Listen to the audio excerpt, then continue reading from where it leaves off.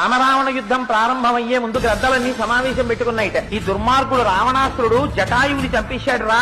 ఎవడైనా రావణాసురుడి తరపున యుద్ధానికి బయటికి వస్తుంటే మనలో ఒకడు వెళ్లి వాడి జెండా మీద వాళ్దాం. గద్ద జెండా మీద వాళ్తే మళ్ళీ వాడికి రిటర్న్ జర్నీ టికెట్ ఉండదు. వాడి వెళ్ళడం వెనక్కి చీకటి పడిపోయిన తర్వాత యుద్ధం ఆపేస్తారు. యుద్ధం ఆపేసిన తర్వాత యువక గ్రద్దలు లక్ష్మణుడు అంగదుడు కొట్టిన వాళ్ళని తినండి. ఎందుకంటే వాళ్ళు ఇంకా ఆఖరి ఊపిరి ఉందనక వదిలేసి మళ్ళీ ఇంకోటి మీదకి వెళ్ళిపోతూ ఉంటారు. అలాంటి వాళ్ళని తినాలంటే కొంచెం దంతపుష్టి ఉండాలి. సుగ్రీవుడు విభీషణుడు కొట్టి చంపిన వాళ్ళని మధ్య వయస్కులు తినండి. ఎందుకంటే కొంచెం పచ్చడిగా కొంచెం గట్టిగా ఉంటుంది. ఇంకా బాగా పళ్ళూడిపోయినటువంటి ముసీలి గద్దలు హనుమ కొట్టిన వాళ్ళని తినండి. ఎందుకంటే ఇంక అందులో ఏం ఉండదు, అంతా పచ్చడే. చక్కగా తీసుకుని 4 మీద పెట్టేసుకోవచ్చు. రాముడు చంపిన రాక్షసులు ఉంటారు, వాళ్ళని ఎవరూ తినకండి. రాముడు చంపిన రాక్షసుల్ని పట్టుకొచ్చి కొండ మీద పెట్టండి. రాత్రి అంతా అయిపోయిన తర్వాత పడుకోబోయే ముందు కళ్ళ కద్దుకుని అందరం నోట్లో వేసుకున్నారు ప్రసాదం అని గ్రద్దలు ఆనాడు తీర్మానం చేసుకున్నాయి. వాల్మీకి రామాయణం మాత్రం కాదు మహాప్రభు,